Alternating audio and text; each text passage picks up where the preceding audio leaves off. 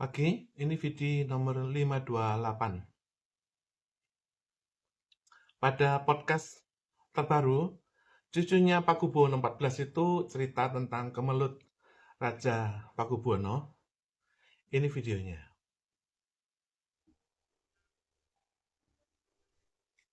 Sebenarnya semua awalnya bermula waktu kakekku meninggal. Jadi kakekku itu kan istrinya ada 6 ya, Man. Tapi nggak ada yang diangkat jadi permaisuri. Masalahnya di situ awal. Oh, Jadi anak-anaknya ini akhirnya rebutan sendiri kayak ngeklaim yang harus jadi raja adalah aku. Banyak gitu. Terus ya awalnya sebenarnya di situ. oh, awal-awal konfliknya itu intinya ya, Mbak ya. Terus ya biasa ya. Maaf kecemburuan lah ya, Mbak ibaratnya. Iya, kind of gitu. Yo, siapa sih yang pengen dadi raja, Man?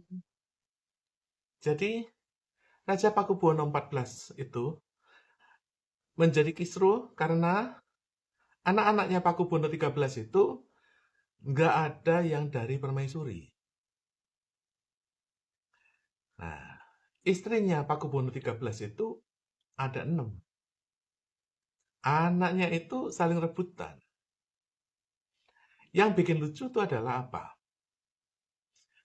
Dia pikir bahwa raja itu seperti pemiliknya itu loh, Indofood gitu loh.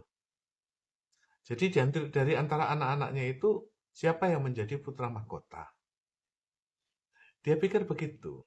Dan yang lebih lucu lagi, yang menentukan siapa rajanya itu adalah anggota keluarga. Jadi ini seperti Republik Pakubuwono.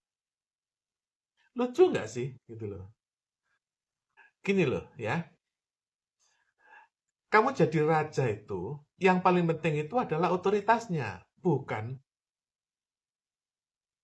title-nya, bukan derajatnya. Kalau kamu tes darah ya, tes darahmu ya, hidungmu, mukamu sama dengan rakyat. Yang membedakan adalah otoritasmu. Entah ceritanya ya.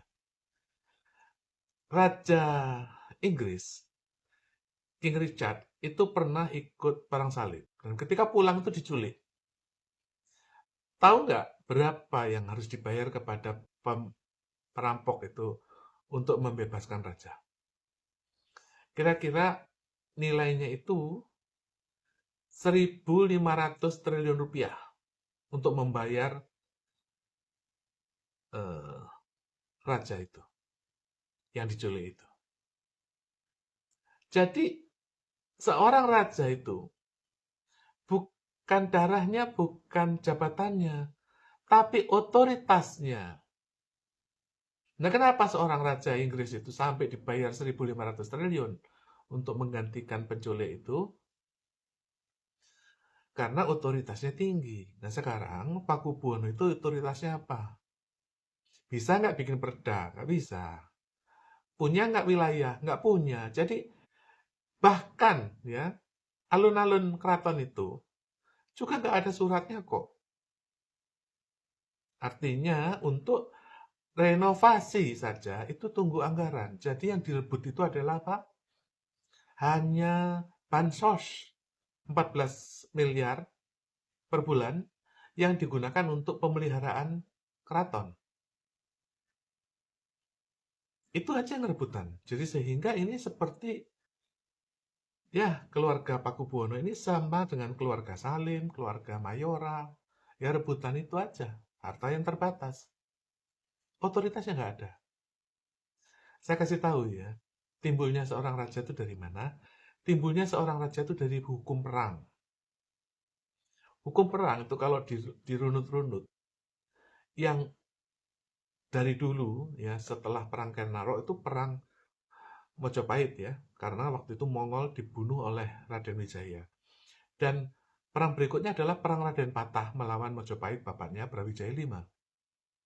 Setelah itu Sultan Demak itu kemudian jadi Aryo Penangsang dan Trunojoyo, kemudian ada satu tokoh raja yang baru yang disebut Panembahan Senopati. Dan itu perang. Perang lawan siapa? Ya perang lawan lawannya lah. Kan keturunan Ken Arok dengan keturunan eh, lawannya itu kan banyak. Udah dari 700 tahun sebelumnya itu udah bunuh-bunuhan. Nah, terakhir Panembahan Senopati itulah yang mendirikan Raja Mataram. Itu yang kemudian jadi Pakubuwono. Nah, rajanya waktu itu keturunannya disebut Sultan Agung. Itu yang perang besar karena dia menyerbu Batavia. Tapi kalah. Ya, karena kalah, ya akhirnya Sultan Agung nggak jadi raja. Akhirnya yang jadi raja itu Amangkurat. Itu adalah Raja Boneka. Dari keturunan Amangkurat itu, ada satu yang melawan, merdeka, yang disebut Pangeran Sambernyowo. Nah, hanya Pangeran Sambernyowo yang perjanjian 1757 itu diakui sebagai menang perang. Karena waktu itu, setelah Perang Sultan Agung, ya perang berikutnya itu Belanda keteteran karena sebelum perang Pangeran Sambernyowo itu Belanda menghadapi Mangkubumi, Sultan Hamengkubuwono pertama. Belanda udah keteteran, perang lagi dengan Pangeran Sambernyowo. 1757 Belanda menyerah. Akibatnya apa? Akibatnya menurut perjanjian 1757, pemenang perang adalah Pangeran Sambernyowo. Itu adalah Mangkunegoro I. Itulah yang disebut Raja Mataram. Buktinya apa? Buktinya pada waktu berikutnya adalah Perang Napoleon, hartanya VOC itu dititipkan kepada Mangkunegoro IV. Pada waktu Perang Diponegoro, itu hartanya Mataram, hartanya VOC, masih utuh dititipkan ke Mangkunegoro IV. Dan pada waktu Jepang menyerang, hartanya Hindia Belanda itu masih utuh, ada di Mangkunegoro VI. Oleh karena itu, siapa yang mendapatkan mandat dari Jenderal Douglas MacArthur adalah dari anaknya Mataram, Raja Mataram, yaitu putranya Mangkunegoro VI, namanya Sanjoyo Hamijoyo Suparto. Dialah yang memberi mandat kepada Soekarno. Dan kemudian dicabut tahun 67 menjadi Soeharto. Tahun 2008 Soeharto mati. Sudah nggak ada lagi Raja Mataram. Karena mandatnya kembali kepada anaknya Sanjoyo Hamijoyo Suparto. Jadi sekali lagi, Raja Mataram itu yang paling penting adalah otoritasnya. Otoritas dari mandat yang diberikan kepada Soeharto itu ada 5. Otoritas untuk mencetak uang, Soeharto itu nyetak uang, nggak pernah utang. Kedua, otoritas perang, Soeharto itu perang, DOM, di Aceh, Papua, Timur Timur. Sekarang udah nggak ada lagi, karena dicabut otoritas ini. Yang ketiga, otoritas pajak, otoritas agraria, dan otoritas kehakiman. Ini yang sekarang yang lagi direpatriasi, dikembalikan. Mulai dari kehakiman dulu. Maka tentara masuk ke Kejaksaan Agung. Tentara sekarang udah mulai ikut dalam operasi militer selain perang. Berikutnya apa? Berikutnya akan ada DOM.